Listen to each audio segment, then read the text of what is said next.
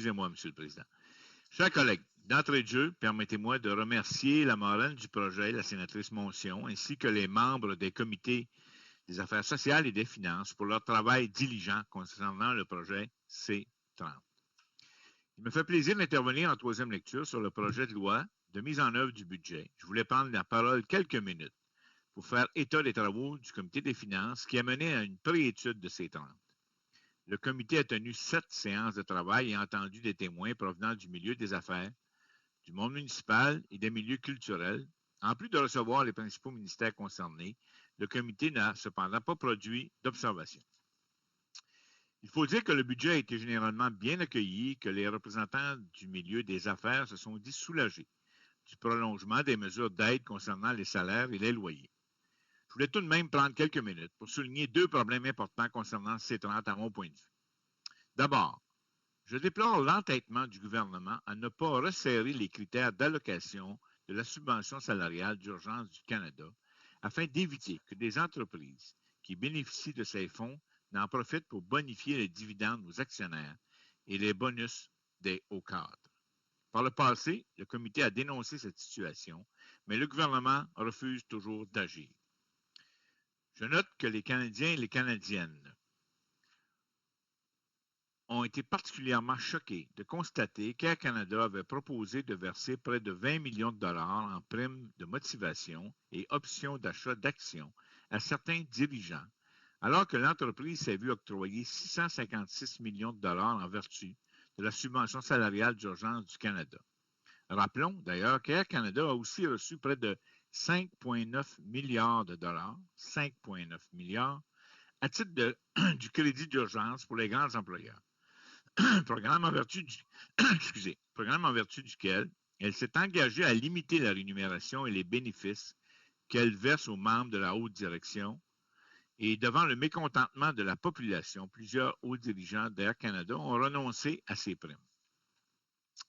Ceci dit, j'ai trouvé plutôt pathétique que le gouvernement en soit réduit à demander la collaboration d'Air Canada après coup, au lieu de prendre ses responsabilités préalablement. À mon avis, toute aide aux entreprises devrait être conditionnelle à des limites strictes, c'est quand même des fonds publics, quant aux bénéfices versés aux cadres et aux actionnaires. Le gouvernement pouvait agir et n'a choisi de ne pas le faire actuellement. L'autre point qui m'apparaît problématique, c'est l'assurance-emploi. Par ailleurs, je sais que le comité des affaires sociales s'est penché sur la question de l'assurance-emploi, mais je voulais faire écho aux témoignages que nous avons reçus au comité des finances.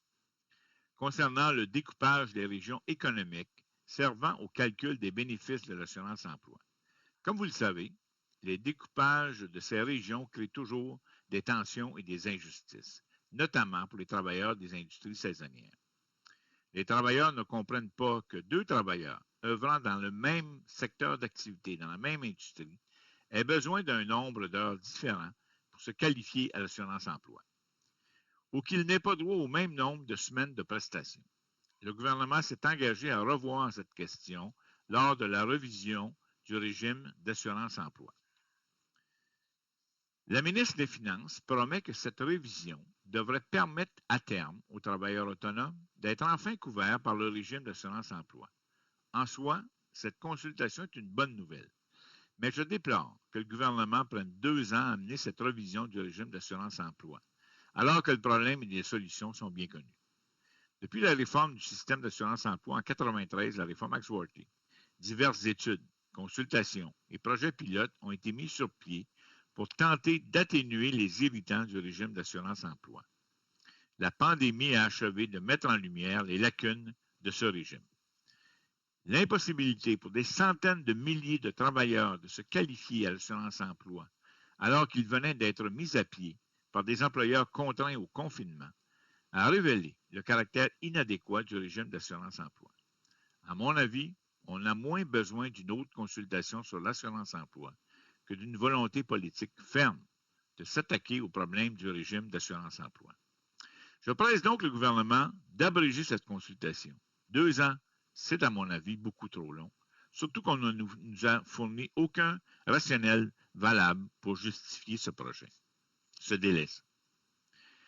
Et si le gouvernement tient ce délai de 2 ans, j'espère au moins que tout sera mis sur la table et que on prendra la peine d'étudier 2 enjeux plus que structurants.